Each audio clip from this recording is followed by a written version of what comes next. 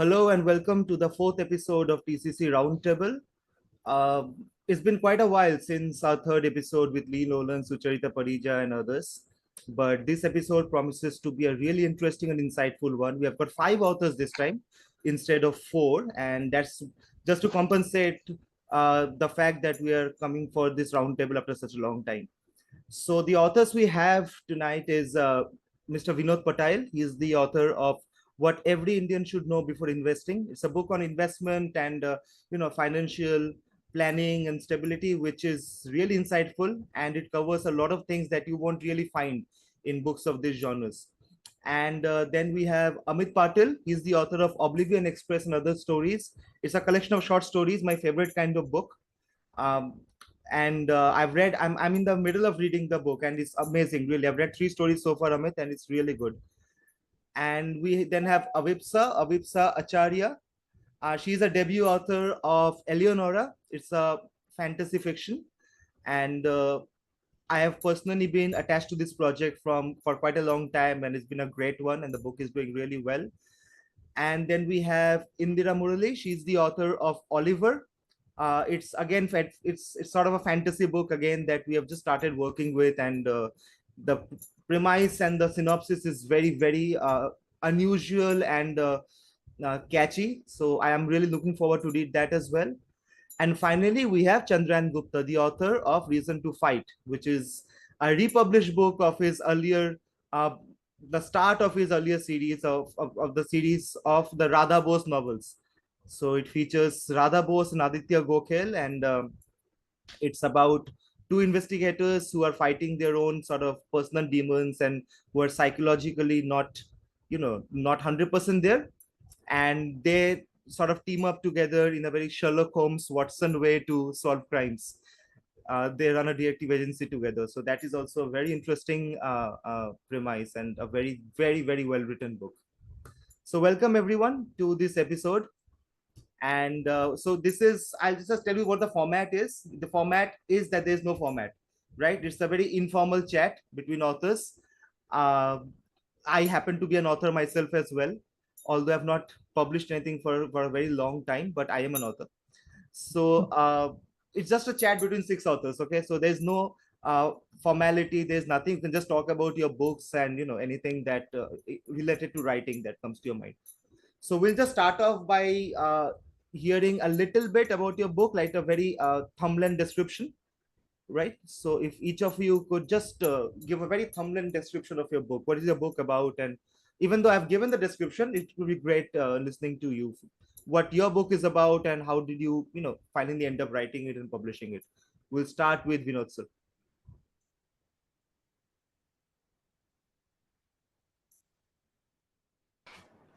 Yeah. Uh, you guys can hear me? Hi. Yes, it's you're audible. Yeah. So, Niladri, good evening. Good evening, everyone. Good evening. This happens often with me. Usually whenever I attend any group discussions or any meetings with authors, I'm usually the only one who's written something on non-fiction. Most of the other authors have written fiction. And to be honest, as a writer, I started as a writer in an ad agency. I also wanted to write fiction, write the great Indian fiction novel. But every time I started, something or the other would stop me from, either uh, starting it or completing it. So writing non-fiction was never in my scheme of things. And writing this book on investing was far away from what I would have ever, ventured into. The reason for writing this book on investing was because I didn't know anything about how to manage my money, and trying to understand how investing worked by reading books on investing was also I found it a very difficult task. So although there are a lot of books on investing in the market, somehow understanding them was very difficult for me. And I found it very strange because uh, I knew that the language was English and they're trying to explain things related to investing, but somehow many of these words, the jargons, just didn't connect with me. So I realized there was something wrong with the whole business of writing books on investing.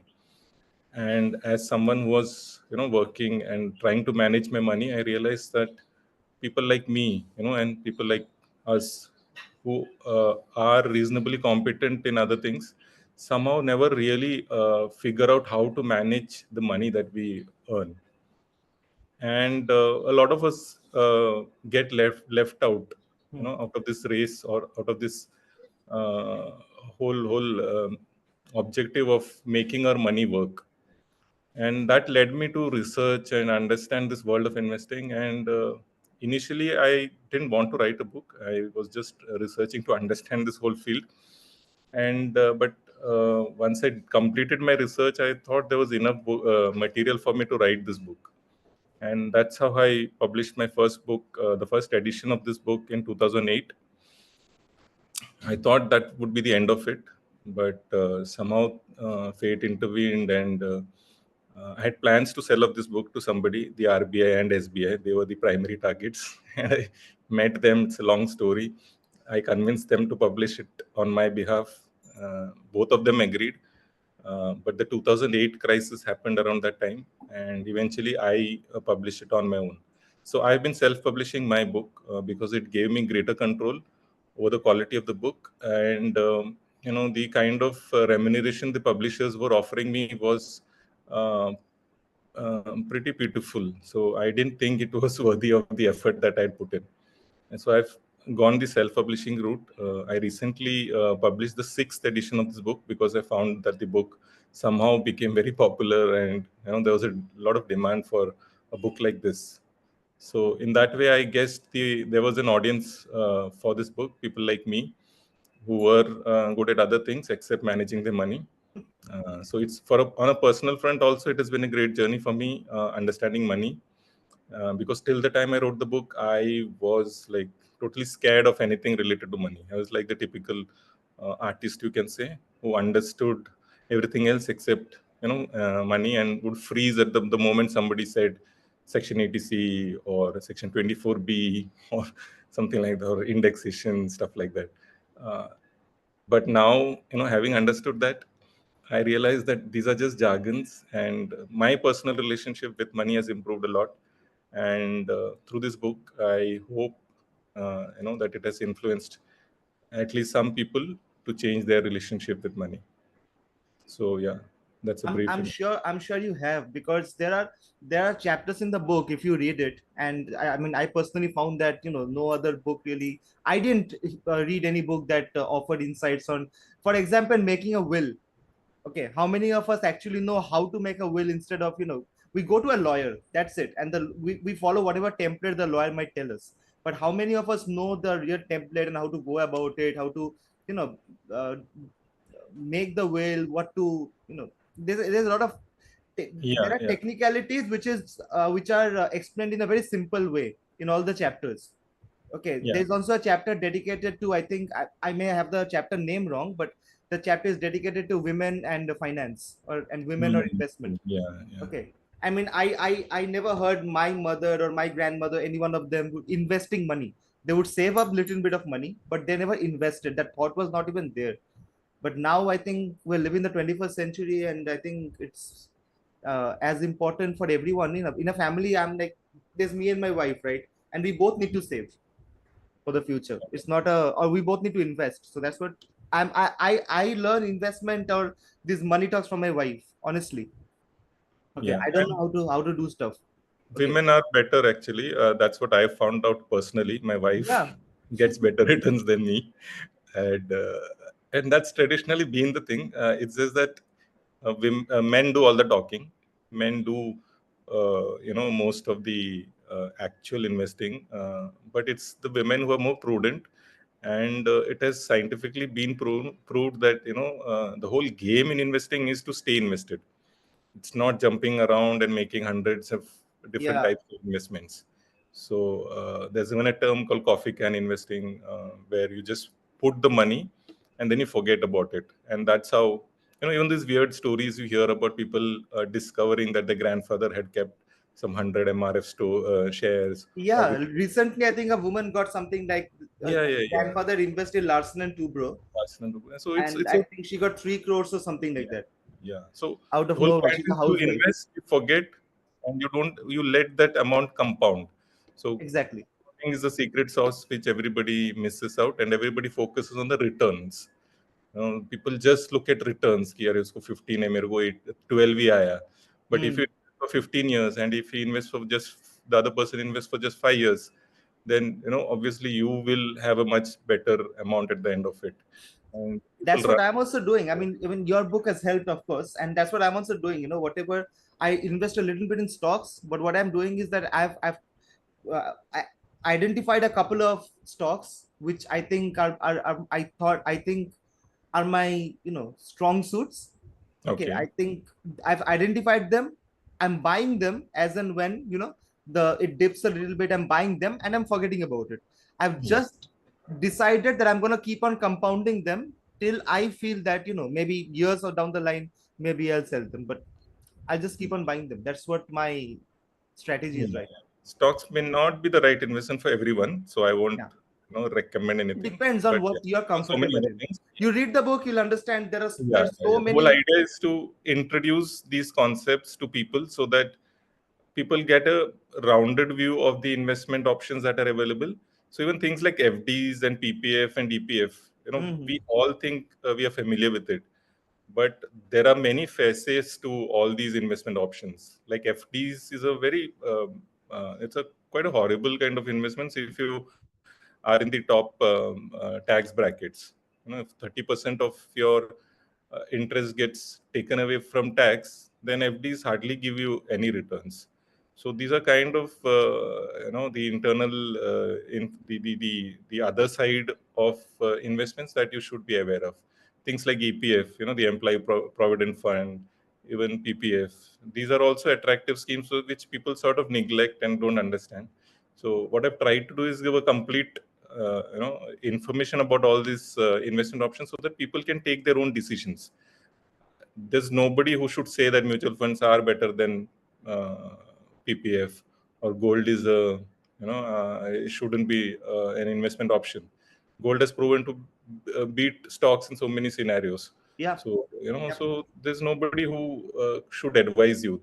You should know which investment option should work for you, and you can do that only if you have the information with you.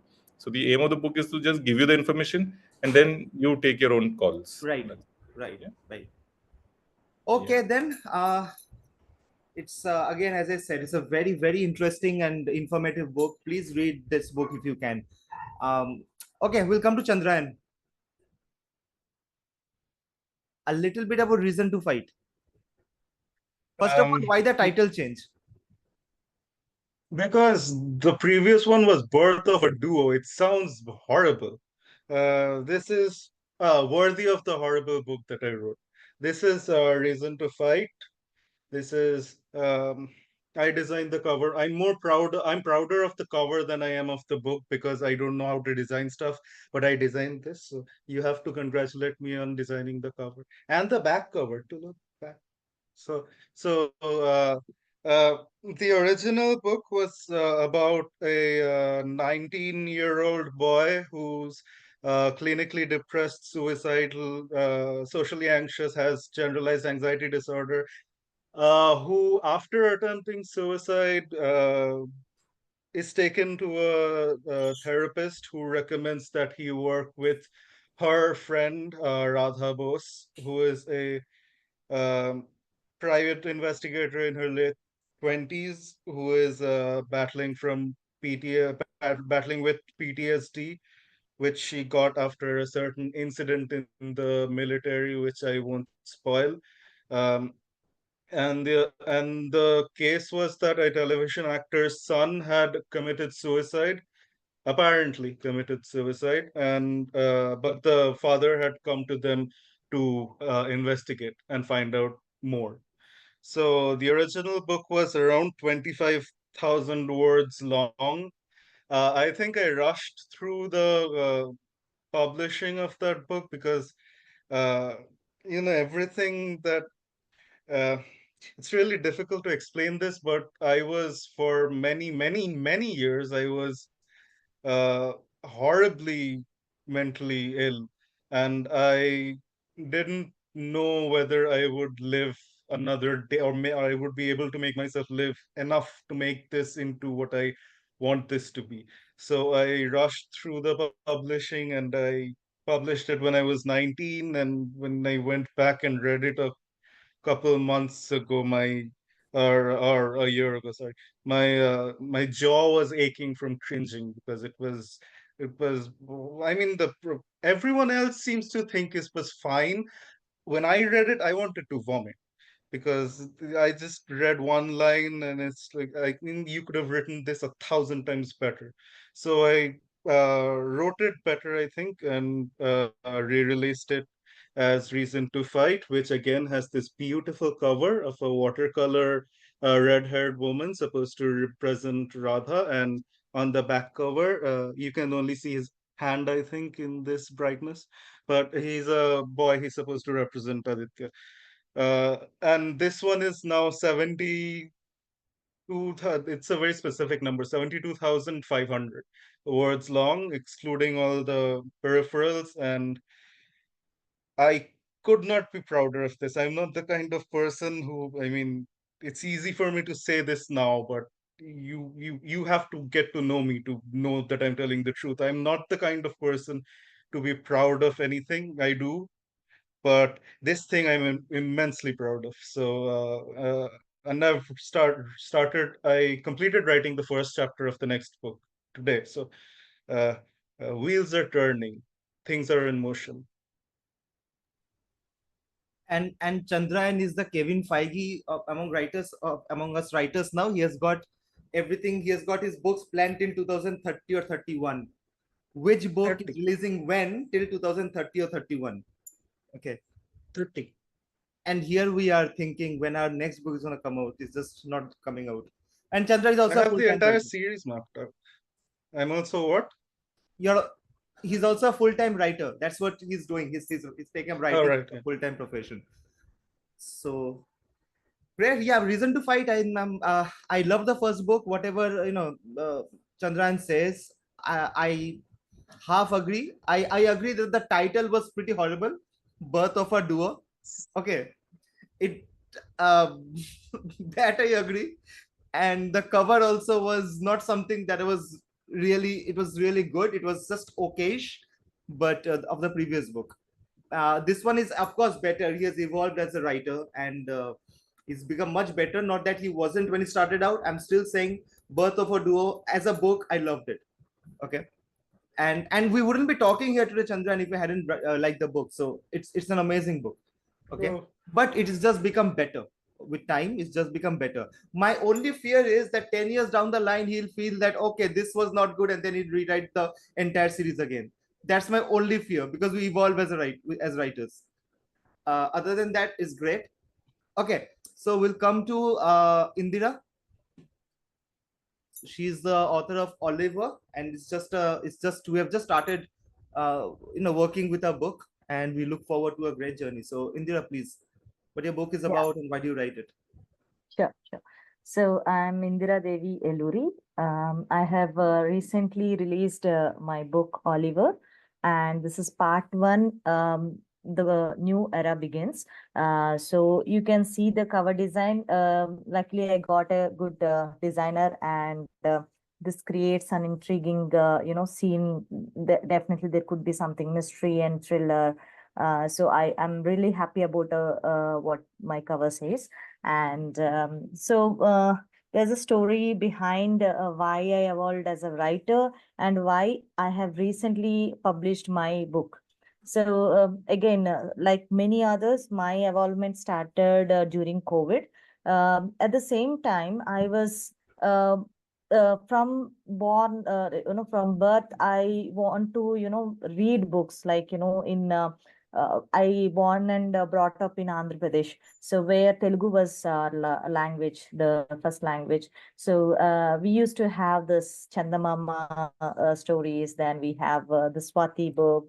So wherever some stuff is there, exactly I go to that fantasy story and then I would read it. So, and it is not like, only me. It was like, my father as well. He wants to discuss stories, discuss some kind of supernatural things and all. And then when I evolved, I was into my core local language and all. But after some time, I started writing something in my own language. Then I left it. So I was working since 2007 in Latsman to Bro. Then recently I have shifted. Then I got a lot of time to, publish my book. So why I rushed into publishing this book? So I had one day where this realization happened that suddenly my father got expired. So who I was like discussing all my fantasy stories and all. So because of medical reasons, he got expired, and then I just thought like life is just one, right? And then in that life I was working from almost like 17 years, day in day out, for the performance, everything. So then one day suddenly comes and you will not be anywhere. Okay, so that is the thought gave me that you have to put your word along with your father into the world. So that is how Indira Murali has evolved. So Murali is my father's name. So I just wanted to tell, and this is the first opportunity to share this story with all of others. And then this story is particularly about some new evolution. Like you might have heard about vampires, you might have heard about werewolves, supernatural beings, and also I was thinking since long time, what could be my supernatural story, which would be different from what is existing in the world. So then there is an thought of having a humor bird concept.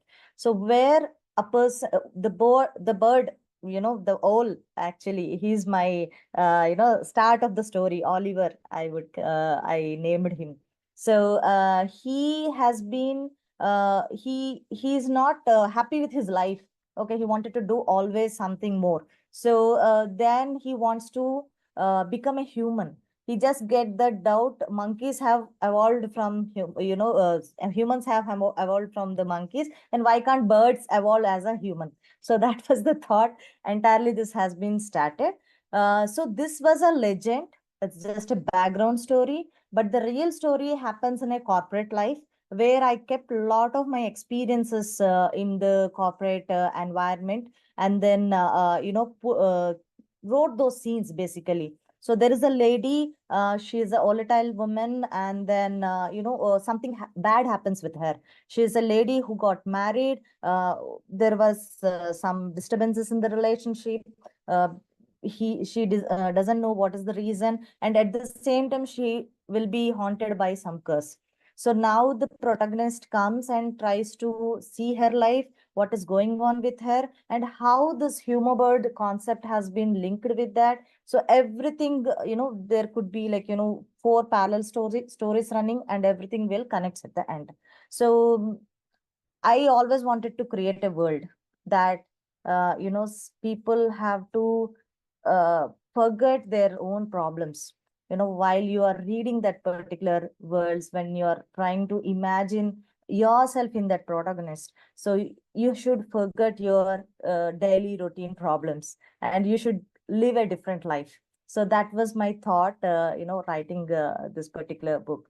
And yes, I'm a debut author, and then I have a long way to go.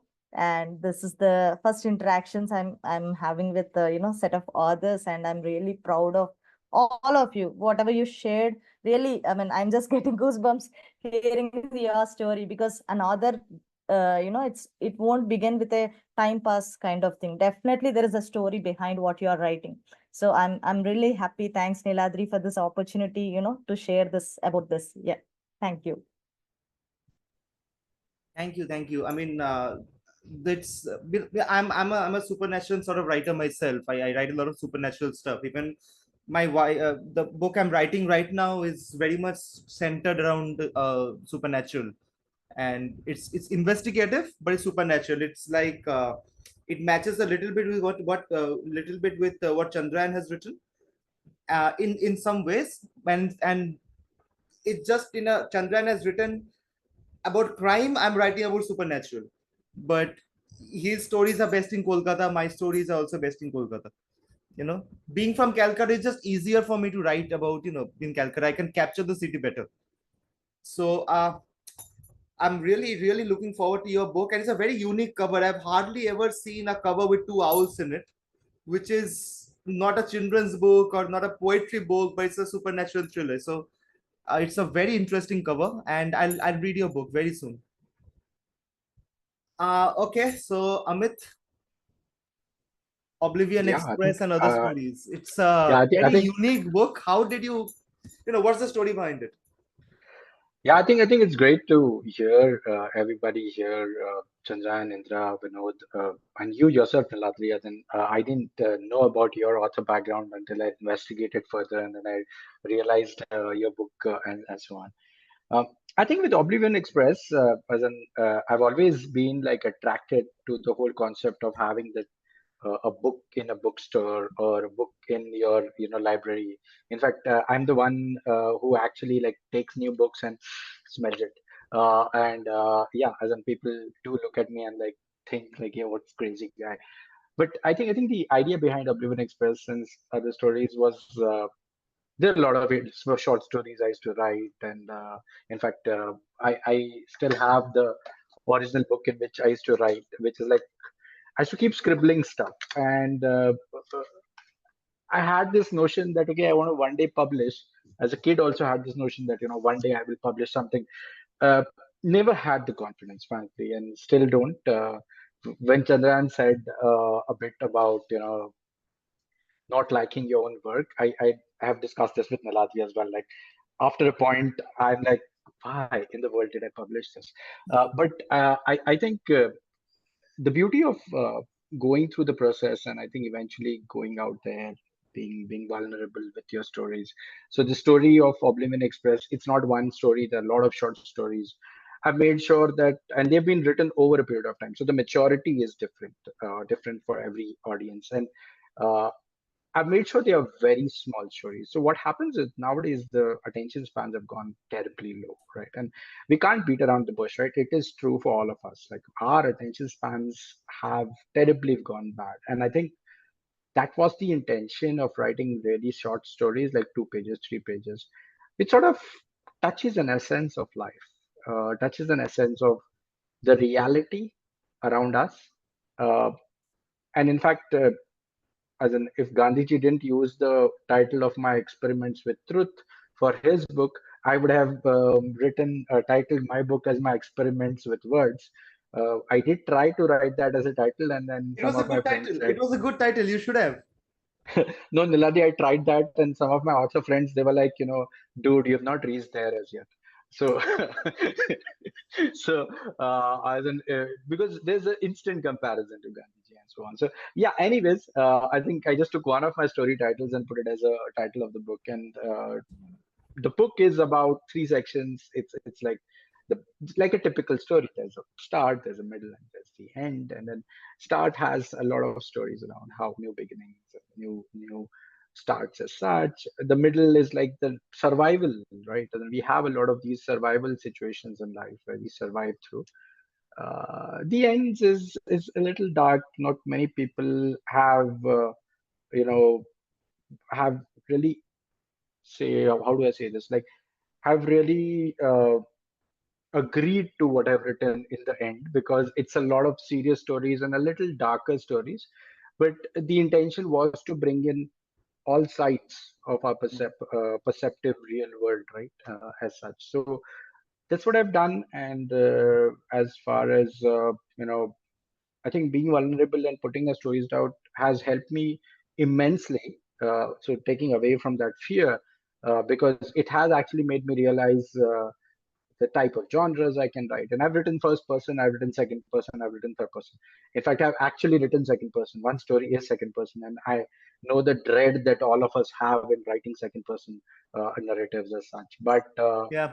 I was like, okay, first book doesn't matter. I just get that card of saying that this is my first book, so it's fine. So I've done it all, and in fact, now more stories are coming to me in second person, which I'm like dreading to write, but I want to write on this. So that's it. That's it. That's my book, Oblivion Express. It's a set of short stories, 10 short stories, and that's been the journey. First time author as well, and a very extreme analyst of a lot of existing texts out there. So you can imagine how much I analyze my own book before I publish them. Yeah. You know, the idea of segregating your book into 3 sections, this is not new to me. Okay, I wrote a book about 5 years back called Songs of Dusk. It was a poetry collection. So I wrote this set of poetries. I think there were 52 poems in the book. So I wrote the poems and I wanted to publish. And then I heard from a few people that poetry books are usually themed, that you take a theme and you go after that theme and you write poems surrounding that theme. And I'm like, okay, my poems have, you know, everything to do from heartbreak to a war, you know. So there was a large canvas in which I wrote the poems. So they said, no, you have to, you know, figure it out somehow and put a theme into it. And then one day I realized, okay, instead of putting a theme, I'll just segregate the poems into sections. So I made into heart, mind, and spirit, and I put the poems in those sections. So these are good idea for anyone who's thinking, who's written a short story anthology, you know, collection or something of poetry book or something, and it's not themed. It's a good way to go about it. Just segregate your book into sections. Great. Okay, so last, Avipssa. Eleanora debut book. Again, I think 3 debut authors we have, right? We have Indira, Amit, and Avipssa. And Avipssa is the youngest. So how does it feel to have a book out so young? I mean, we were also young when we published our book, me, Chandrayan, Right. 19. I also published when I was 19 or barely 20. But the difference is we were not methodical. We just wrote and said, okay, we'll put it out. But Avipssa has been very methodical. She waited. She got it through a proofing process, a nice cover, which she also got made from us. And then she published the book in a very methodical, systematic way. So how does it feel that your book is out and what's your book about? Very So short. first, yeah, sure. So first of all, hello everyone, and I feel extremely happy to be here among all of you with such renowned authors and everything. And I am the author of Eleanora, and this debut novel, as you said, it's not really a process such like it was not a methodical process. It started off when I was 15, and I used to write it was actually a diary. I started writing a diary entry, and I wanted this to sort of reflect what I wanted my life to look like. So it was an imaginative diary. But then I didn't want anyone to know that it was my imagination and everything because I was really conscious of it. So I changed the name and I kept the character's name as Mira. And the entire story actually revolves around this 17-year-old Mira who gets thrust into this fantasy world, parallel realm. And she has to encounter people from her past life, and she gets to know that she was actually an heiress of this empire in this parallel realm, and that she was murdered. So obviously, I didn't think that I would really murder my character in her past life. And this entire story is actually a part of this bigger universe of Eleanora, which is the name of the goddess of their empire.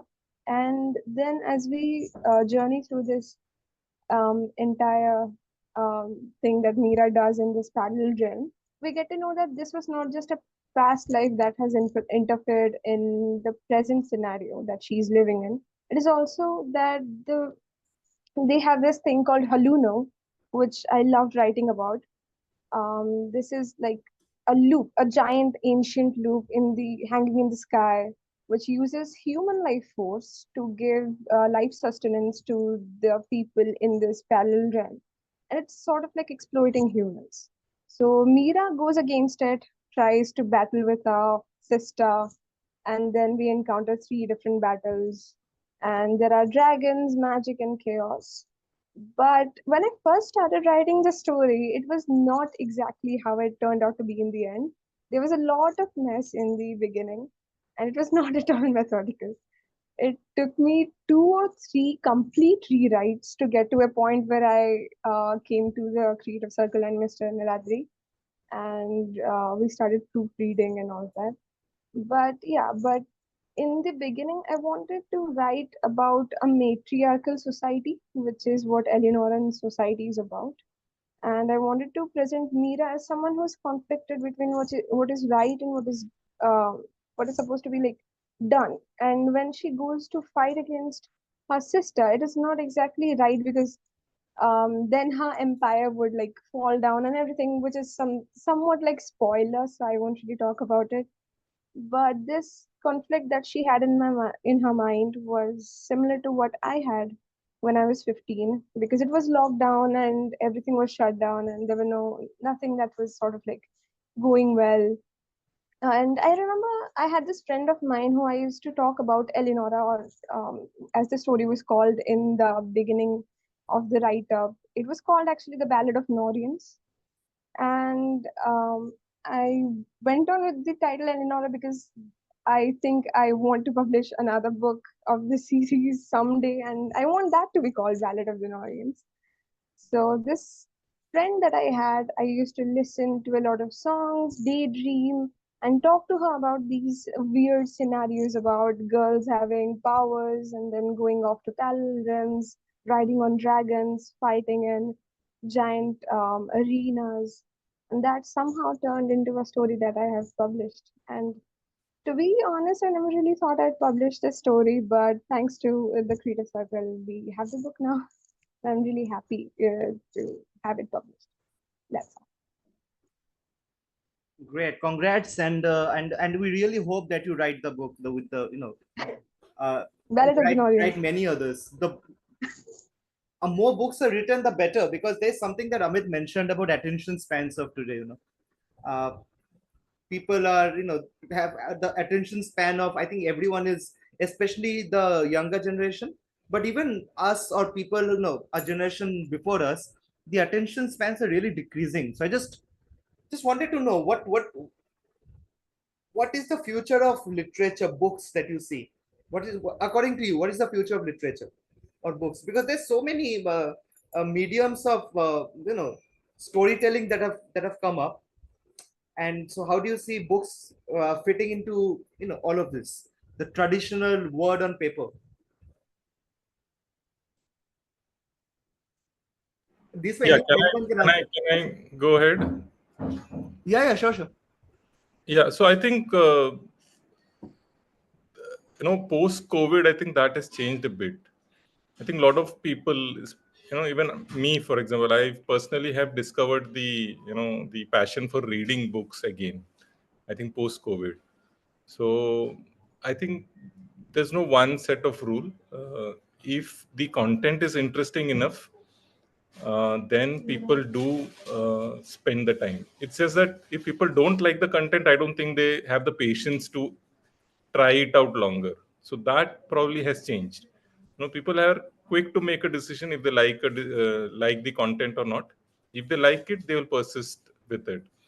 And my book personally is more than 400 pages, and I have read novels which are longer than this of late. And the amount of books I have consumed in the last 2 years is much higher than what I used to earlier. And this is not just a personal anecdote. I've heard from a lot of people.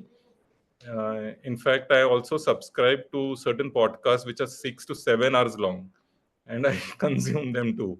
So, uh, initially people used to say that even podcasts should be 15 minutes or or maybe half an hour long.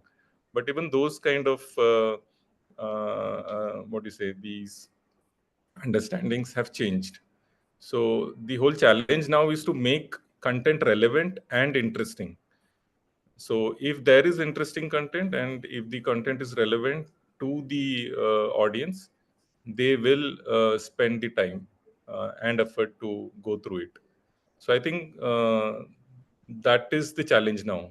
People are filtering out average content or bad content more aggressively, and somehow we assume that people don't have the patience for it. That is my understanding and my take.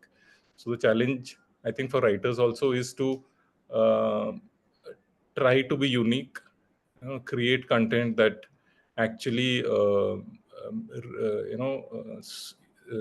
reaches out to a particular audience, and just not hope that people will accept it just because you put in the effort. So I think that's what my take is. People might have. In the era of T20s, Test cricket still survives. Yes. So Test cricket Test somehow. cricket is the best one. Yeah, the best one. In fact, radio didn't die, right? I think it Yeah. goes down to that, right? Where the medium continues. I don't think the medium is at threat. I think the challenge in the postmodernist world, like Vinod, you mentioned, is that the degree of awareness that each one of us has is very high, and due to which the filters come in naturally. Of course, the number of distractions have also increased, right? There was a time when you were like alone and you didn't have any distraction and you would get bored. As in, I have an 8-year-old and I consciously try to make her bored, and which she gets irritated of. But when we get bored, the creativity is on the other side, right? As in, when we get bored, we try to use our brain to create something, and then that's where we start playing around. And I think there is a genre of type of literature which is fast consuming, and people want racy novels or something that actually keeps you hooked. And then there's of course the deeper readers who actually read something which is like part 1, part 2, part 3, part 4, and so on. We've all gone through the Harry Potter phase, and people have read through for Harry Potter's and the Game of Thrones and the Rings, like Lord of the Rings and so on. So that is that phase as well. I just feel that the challenge, however, is the beginning. To hook somebody, you need a certain type of content to get them used to get them attracted to get them liking that kind of space. And I think, especially, which a lot of people have given up on reading because I'm too busy and this and that, and people are giving like hundreds of excuses around that. I think there's a need of the hour to, like you said, Vinod, like contextually appropriate good content. And today, in the age where awareness is so high, I think good content is expected. As in, people get a Russian novel, people get an American novel, people get an Indian novel easily. There was a time when, you'll have to go to the library, go find a book, recommendations, and so on. Today, even when you're surfing through the endless endless well of reels, you are actually getting hooked to certain type of ideas in your head, and then I'm seeing so much of book stuff happening on Instagram itself, right? So I completely hear you, Vinod, but I would just say that I think there is a need for getting some bit of people on the hooking, because people are busy, people are more busy, people are working way more than we used to work in 1960s and 1800s as such, and there's science to prove that. And how do we do recreation is the choice. And just before this, I was hooked on to watching reels for some long time, and I was like, why am I doing this? So there is this instant gratification available at the tip of your fingertips, like a tip of your finger. So we need to fight with that. The challenges for good literature have increased. The number of distractions for good literature have increased. That's what my perspective is. I'd love to hear others as well. A few days ago, someone told me, we were just having a conversation, and she told me, yeah, I wish I was born 150 years ago, because at that time there were no TV, there were no Netflix, no mobile phones, no computers, so people really used to read books. So I said, there's a counter argument to it. At that time, there was no Amazon, there was no self-publishing. You had to go to a publisher, and chances are they would have rejected you. They rejected Agatha Christie 12 times. Okay, publishers rejected Bernard Shaw, right? So the publishers used to reject at that time because, of course, that was the only medium of, through which books used to come out. So the grass always feels greener on the other side. But honestly, the thing that I think has evolved also from a very technical point of view is that you can't write the way books were written 100 years ago, right? Your prose need to be shorter. You can't go on harping on, if somebody's entering through the door, just say he entered through the door. Okay. Because if you read Victorian literature, they would write 6 lines to just describe somebody entering through the door. Okay, don't do that.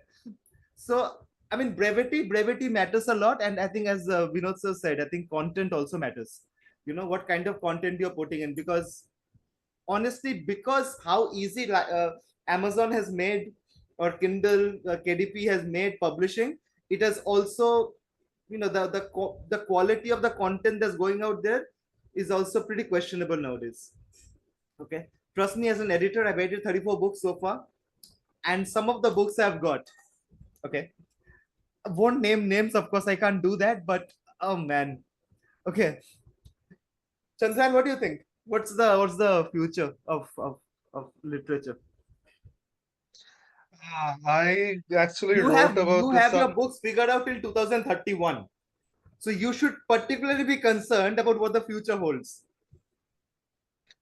Well, I can always change the timeline and quicken things, but I won't. I wrote about this a few months ago, and there's actual research to prove that, at least in the US, book sales have risen exponentially since the beginning of COVID. So there's actual research to prove that COVID has made people fall back in love with reading and going to bookstores, and the whole, sitting with a coffee reading a book, that culture is now on the rise again. So I think that because there's nothing new under the sun, everything has been written before. The challenge is to write it better than it has been written before. So I always go for, like you, Niladri said, shorter prose and more, because the shorter the prose, the punchier it feels.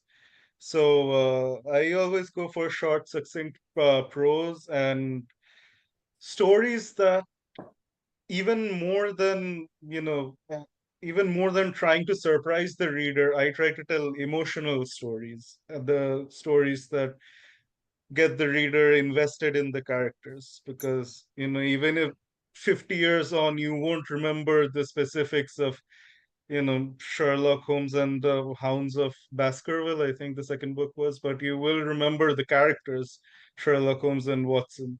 So my main focus is on making the characters memorable and having them solve at least halfway intelligent cases. Yeah, I remember Hound of Baskervilles having read it 16 times. Okay, and I want to comment a little bit about Chandrayan's writing, as he said about short prose. The guy hates commas and he loves full stops. Yes. I hate commas. You Commas shouldn't are have. absolutely I've had a conversation unnecessary. with you about it. You shouldn't have such an animosity against commas as well. Commas are important. I hate them. Oh well, hate them or like them, you can't ignore them. Okay, Avipssa, what do you think? Being from the new generation, I feel like, yeah, the attention span is definitely decreasing, and I'm somewhat a victim of it. Let's And only watch T20s, right? Who wants to watch test matches? Yeah, 90 overs a day. No, I do, we do. I mean, I'm talking about her generation here. yeah, but we do watch test matches as well sometimes. Sometimes that is the thing. Sometimes. You read a book Yeah. sometimes. That the industry cannot work if somebody is reading a book sometimes. Now you need to read it more often. Yeah, but again, I'm also an English honors student, so it is more important for me to read books, but I love watching movies instead of reading books. So that is something I'm guilty of. But yeah, I Me mean, too. with oh, But I feel like ebooks and audiobooks are the future of like book industry and everything. But I would surely like to comment on like the paperbacks and hardcovers. You cannot beat the smell of paperbacks nor the feel of hardcovers ever. So yeah, I don't know how it's going to turn out to be like. Hopefully we change and the attention span recovers. Otherwise, we're going to be doomed. There's another small point. I don't think it's spoken about often enough. Okay, but there's a very small point. Okay, uh, the more urbanization is happening, the more the cities are getting, more buildings are coming up, and the living spaces are actually decreasing. Earlier, I mean, when I grew up, okay, there were only sort of old kind of buildings in our locality. I went to my locality a month ago. I revisited, and I see only sort of multi-story buildings, a lot of commercialization. So I think the living spaces are decreasing, and if you keep on buying more and more paperbacks and hardcovers, you need to store them as well. So I think that's also a factor why people are, more gravitating a little bit more towards ebooks and audiobooks, because you don't need to store them, right? You can just delete them whenever your storage is full. So I think that's another reason. Indira, what do you think? Yeah, yesterday or today I saw a small quote that the new pace is away from social media, away from the digital era. So this is I want to promote peace basically. So if you see in that context, I would love my kids holding a book and reading it rather than spending hours of time in watching on the screen basically. So what I would say, definitely parents would like to do that because the kind of eye issues what we are getting, even my child, they got glasses in the very early age. So being a parental kind of thing, I want to give books to the future generation rather than giving my digital tab or mobile to them and then continuously engage. Another point I would like to tell is that though the attention is reducing, the patience level is also reducing, okay, nowadays. So we used to wait for things, right, that to happen, but nowadays kids are not patient. So how can I make them learn, right? So I can learn them only by giving books. That is what I have decided to do that. So each parent definitely would think in that way. So if you see that case, again, the thing of books, the thing of library, book cafes will, come, though how much the digital era is there right now. So this is what is my opinion. So I look at the pros side. Yeah. The takeaway I have from here is that ebooks are here to stay. You should write in short prose, and it took us a pandemic to realize that we still love books. Yeah, Right. I think I'd just like to add to Indira's point, right? I think Yeah. it's a very interesting perspective that you brought in. I feel that it's gonna be special, like when so there's something called as commoditization in products. What you call is like something becomes a commodity, then everybody uses. Like for example, you don't know the brand of the safety pin that you buy. You just buy a safety pin. You don't ask is brand ka safety pin de do. You basically just buy a safety pin. It's gone to a level of commodity. Similarly, a particular habit becomes a commodity. And I think the whole idea of social media or any kind of fast-paced, easy consumption, media in general will become commodities, and hence in future probably these older habits of like book reading or buying and reading from a paperback versus reading from an ebook may become these niche areas or niche things for a selected few who would actually value them much more. Uh, I know, Niladri, you'll say that, from a mass market point of view, then that won't really help because how are we making money? And then it almost becomes like a luxury market, right? Like, okay, only certain set of people do this versus everybody doesn't. But I do see it's like, when Gutenberg revolution happened and then when everybody started reading books, it was seen negatively. As in, if you read, like, books were considered negative. When TVs came in, TV was seen negative. So every time a new medium comes in, the medium goes through this phase of overconsumption and because of the fanciness of the medium. And then if I were to go to McLuhan's, the medium is the message, every medium brings in something unique. And the message then communicated through that medium. And we've gone through this, right? Like when you read a book and then watch the movie of the same book, and then you're saying like, damn it, like they didn't like do justice to it. What was there in the book? And I think books trigger imagination. While uh, like, again, going back to McLuhan, hot medium, cold medium, and then the whole idea of like everything is fixed versus everything is imaginative as well. And I think that's the beauty of books. The medium will still retain its inherent capabilities. You cannot erase that off. And then what message you want to put through it, I think that's the value of the content that we can bring in overall. Maybe the content will evolve. Maybe I'm seeing more references to latest fiction book on more references to interfaces, more references to, hey, I pinged him on Instagram or something of that sort. So the real world is also getting intermingled with this world as such. So uh, yeah, I would just say it's getting exciting. And the radio became internet radio. Books became e-books. Books became audiobooks. I'm a big fan of audiobooks, and I love them, as I consume at least like one audiobook a month. And I think it just helps me when I'm driving in Bangalore traffic.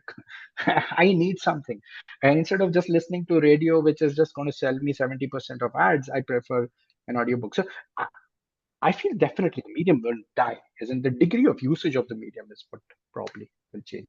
So yeah, kids might come up with one more medium which we are not aware of right now.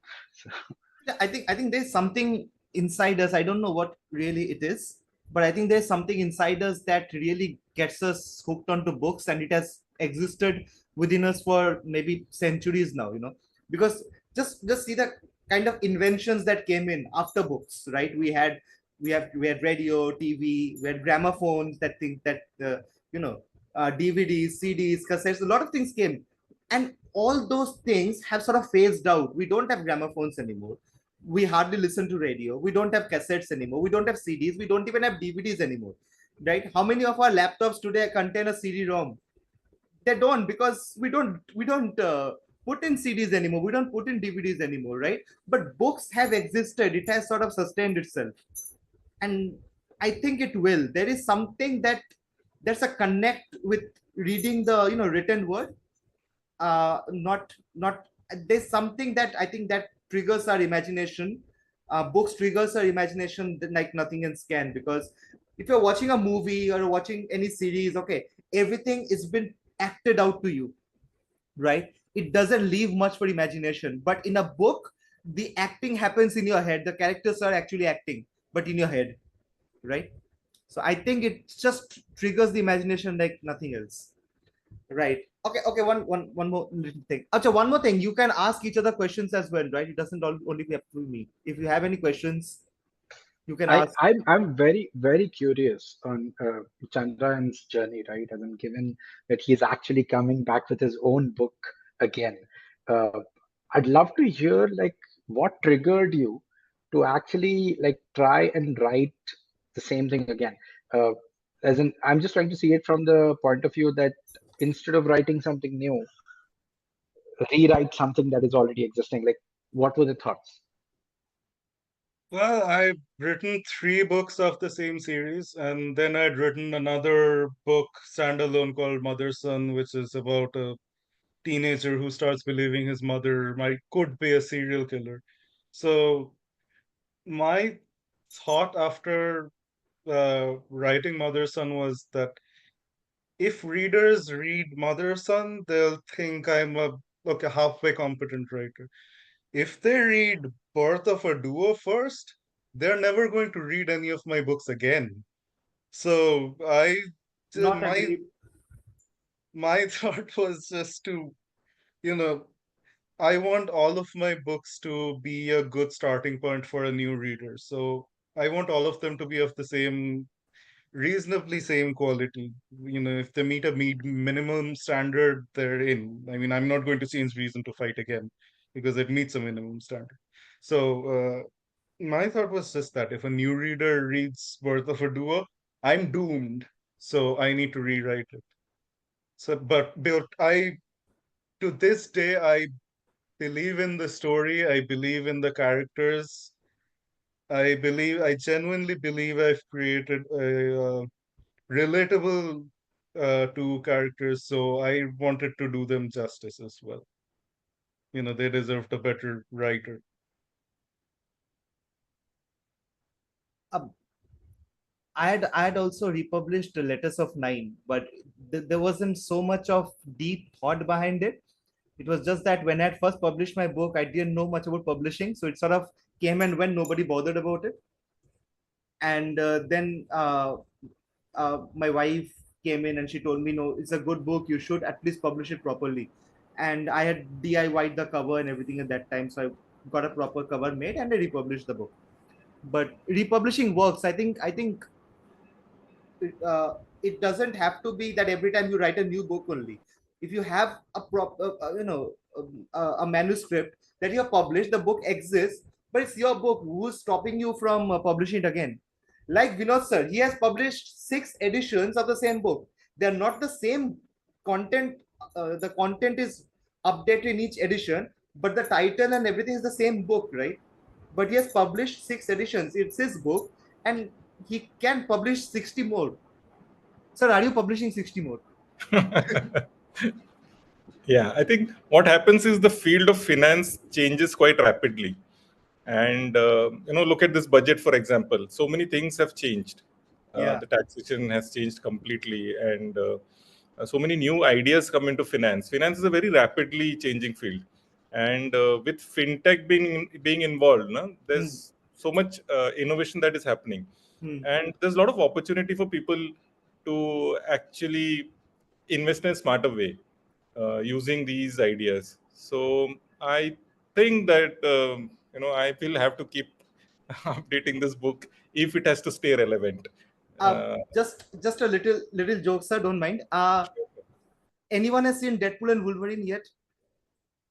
I've seen.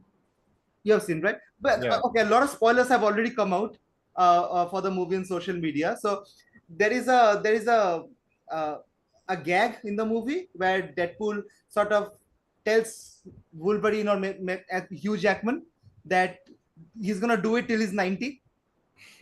I think the same goes for Vinod sir. I'm gonna do it till I'm 90.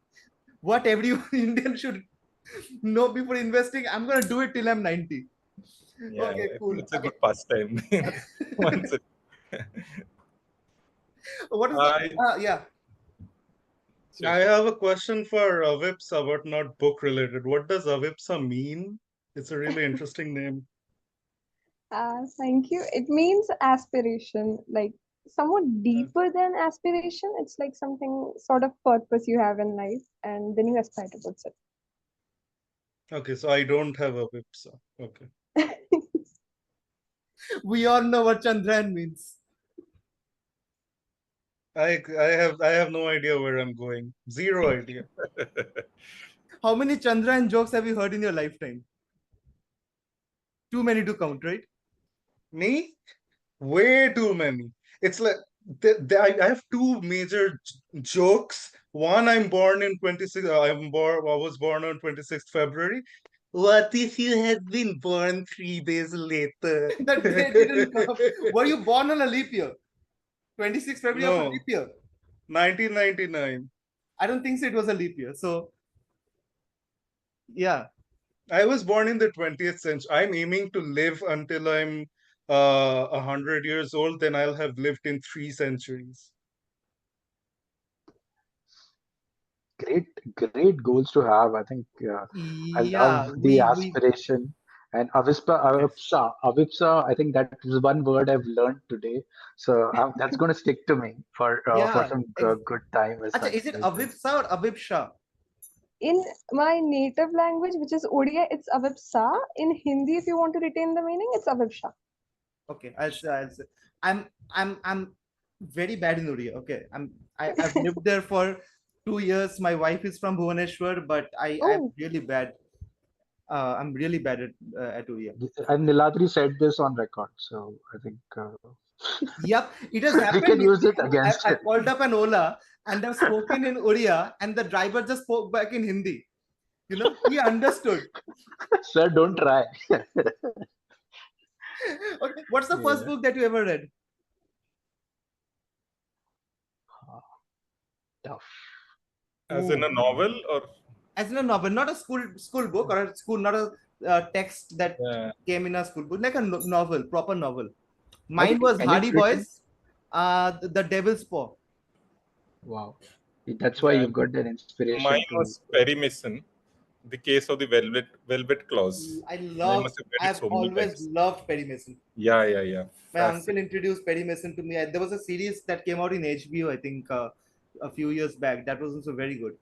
So I used to keep that book on my bedside, and I used to read at least some pages before I used to go to sleep.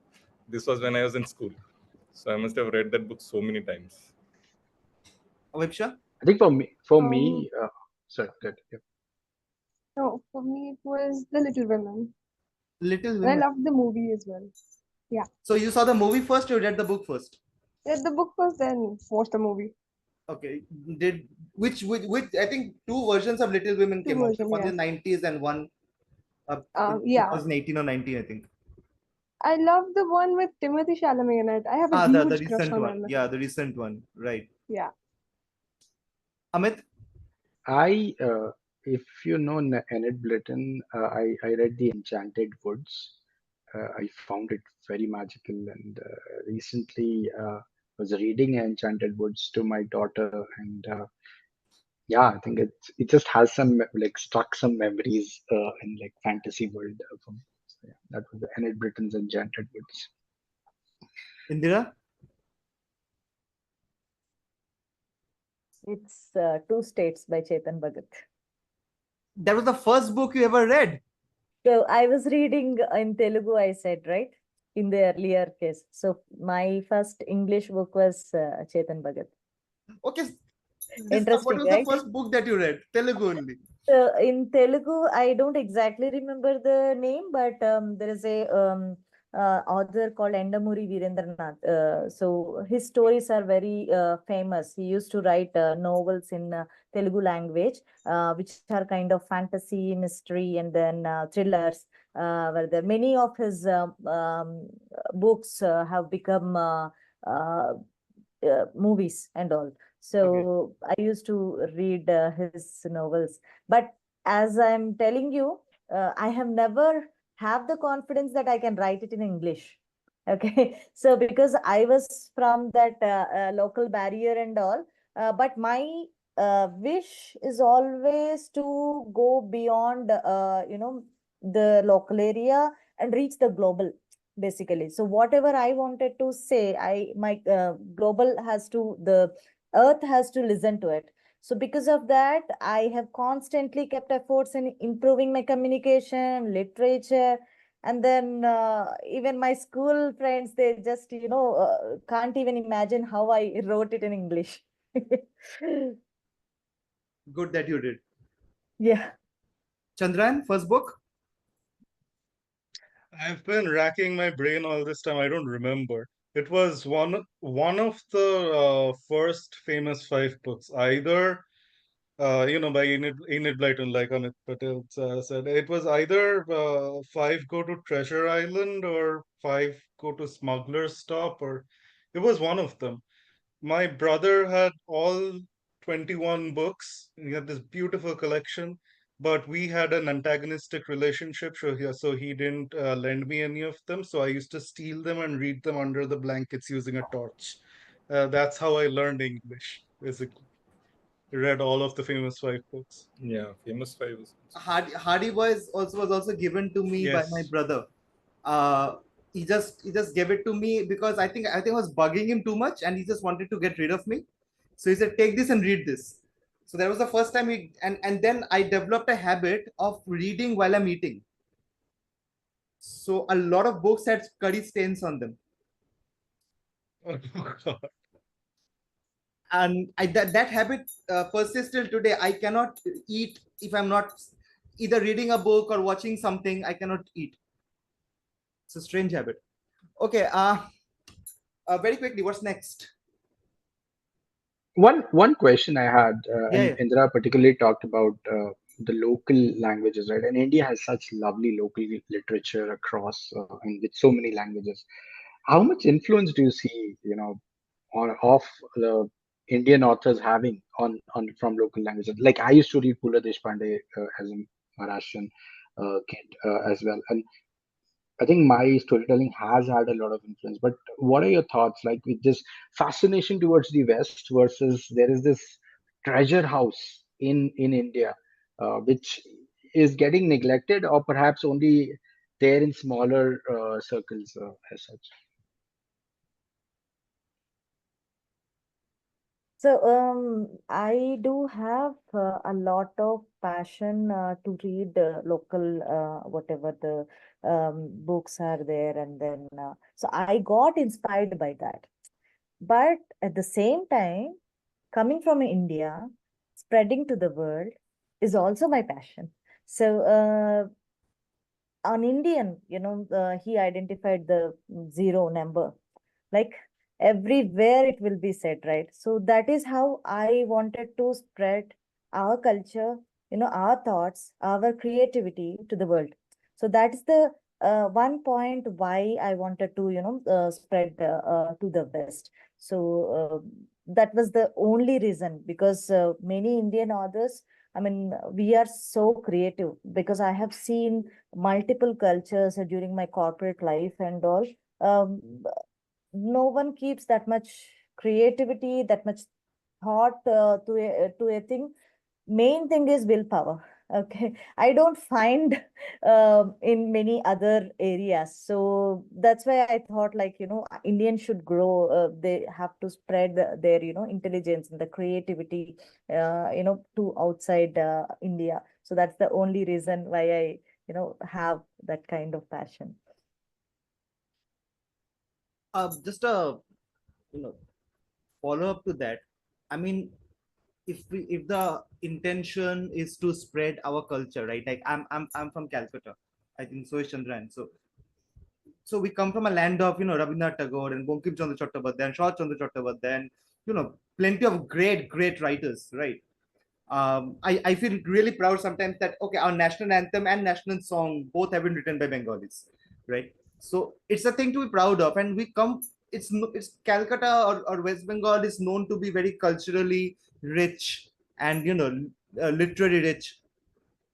But I And just food feel rich. that if And food rich. yeah, I mean amazing food. Um, so I just feel that if we really want to propagate our culture, okay, and no offense to anyone, this is just my personal perspective, that if you really want to propagate our culture, it's better that you write it in English. You talk about our culture, but you write it in English because it's a more universal language.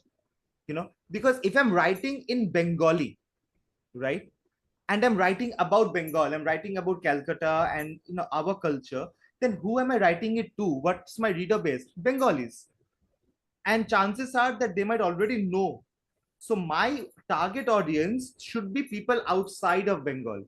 I want to promote the Bengali culture. I want to promote, you know, uh, things that happen in Bengal or things that have happened in Bengal, right? So I should write in a more commercial or more universal language so that it's not only Bengalis but other people know about it, right? It's like writing a book and giving it to your own family. If you write a memoir about yourself and you give it to your own family, I mean, they already know about you. So what are you doing really? You have to give it to other people. That's my perspective. Yeah, but I think translations also help, Niladri. There's so much wonderful literature that is available from different states, and I think there's a lot of going back to the roots that is happening. It's happening with cinema. I think a lot of us are excited to see regional cinema because there's so many things about different parts of India and a culture that we don't know. For example, Malayalam cinema, for example, is caught on so well. People have started discovering Malayalam cinema and the culture of Kerala through this. So I think it's happening with books also. Translation is happening in a big way, and I think a lot of people are trying to find new authors, in the sense authors whom they have not known about, but who are giants in their own way in their respective states. So I definitely know of Marathi authors who have been translated in a nice way by good by good translators. But translation takes a lot of effort. It's not the translator has to be an equally gifted writer to do that, and it has to be done right. Otherwise, it will just make it worse. Yes, but I think there is a market for it. I think if it is done right, there is enough readership for those writings also. There is. So I think as consumers, we always want to read something that's not a usual fare. So I think that way translated books, I think, go a long way in providing us with something written in a language that we otherwise might not have read. Yeah, and sadly, the thing is, the moment we talk about translation, we automatically assume it's going to be in English. It's not going to be cross language. So a Malayalam book, the moment we say, oh, it needs to be translated, we assume it has to be in English. We don't think it will be translated into Hindi. But I think the market is sizable enough for somebody to do a serious effort on that front. So, in talking about books in my field, a book like Rich Dad Poor Dad, which is the poster book for investing, I think it's available in all Indian languages. So that's something that publishers should look at. And now with all these ebooks and audio apps, they are trying to make a difference. So I know about a couple of audio apps which are doing that. They're translating English books into regional languages, but I don't know the seriousness of the effort, as in whether they're looking at it as literature or whether it's just a quick money-making idea. But at least there is something that is happening on that front. Yeah, very true. Radio FM, Kuku FM, I don't know if you guys have heard of it, but these are subscription-based services where you can subscribe and listen to audiobooks in your language. So any book that you would like to hear about, so it reaches a wider audience. Somebody who's staying in, who knows only Hindi or Bengali can listen to a book that was originally written in Malayalam or English or Hindi in their own language. So that's a great effort if they can scale it up in some way. Very true. Very true. Okay, so quickly, what's next? In terms of is there anywhere in terms of your books, what are you writing now? What is supposed to come out next? Yeah, so Niladri, go first.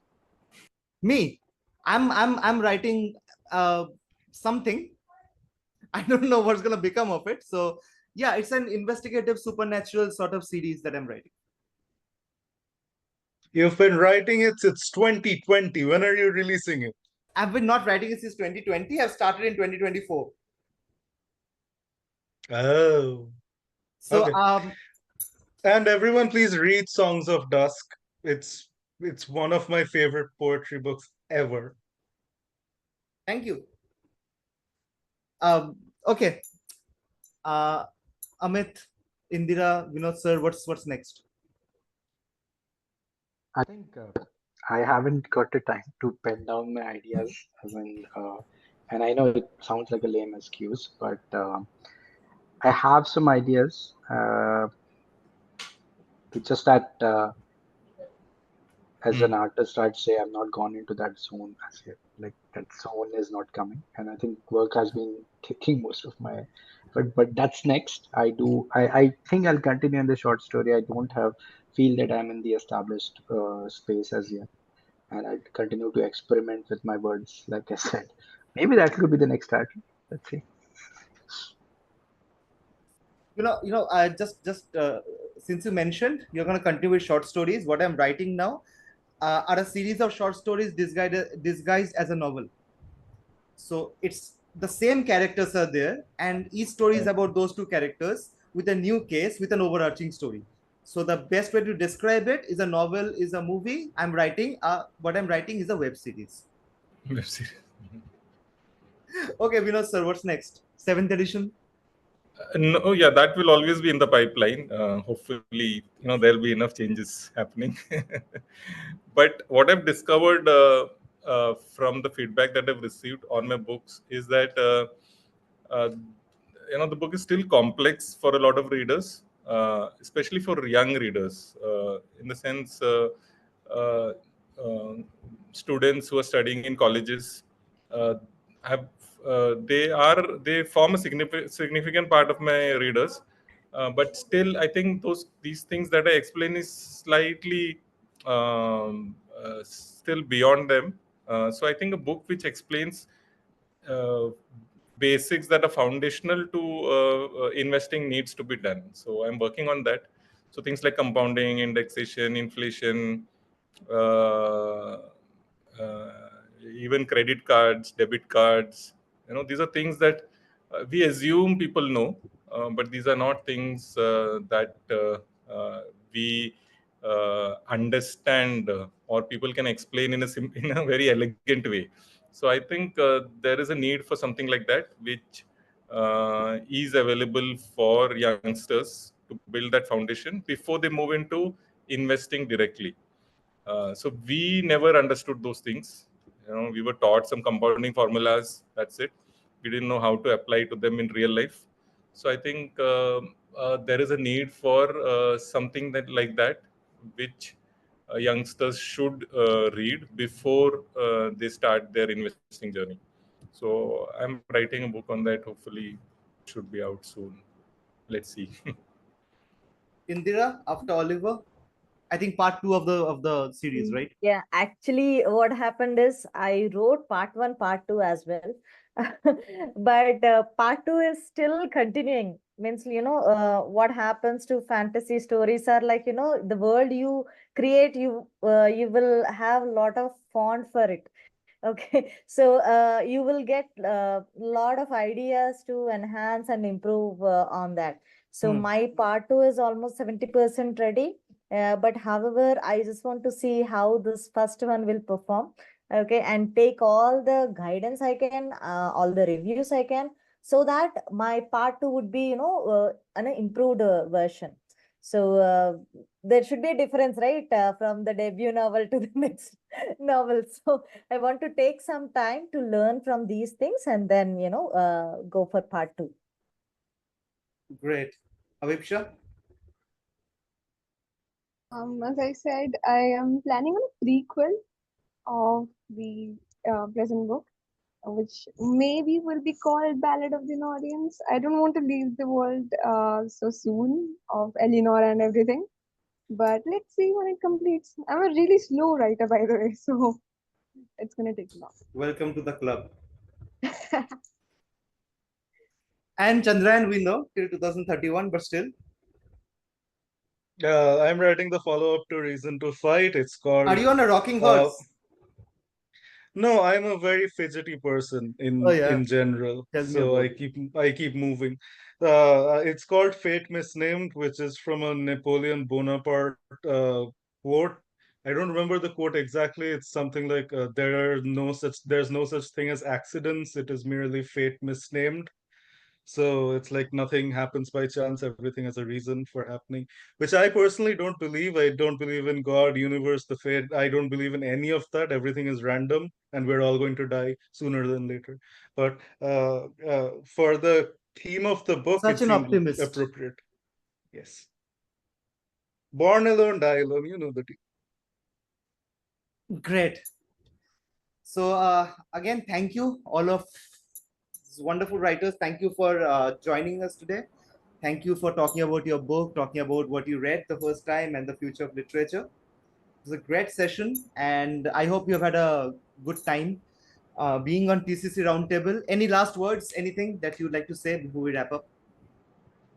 Best of luck to all of you for all Yeah. your writing and all. I Yes. hope all of you guys continue your journey, and it's a fulfilling one for each one of you. That's it. Thank you, Niladri, for hosting this. And I think it was great to meet everybody and hear some diverse thoughts. Thank you for having Thank us. you again for coming, and all the books that have been written by the authors we had today: Vinod Pottayil, Amit Patil, Indira, Murali. As I mean, we now know that Murali was her father's name, but that's the name that she has on the cover. So please identify her by that name. Chandrayan, Gupta, and Avipssa, Acharya. All the books, the links will be given in the description of this video. You can go to Amazon. You can buy most of the, I think, apart from Eleanora, I think all the books are available in both paperback and Kindle. Avipssa, please get the paperback out as well. It's a lovely cover. It's going to look really good. So let's get that out. Thank you for joining, and thank you for watching, and please subscribe to the Creative Circle YouTube channel. There's lots of great content that's coming up, and if you feel like, drop a like. I know likes are overrated, but it really helps with the algorithm, I've heard. So thank you, and thank you again, and have a great day and a great future ahead in literature. Thank you.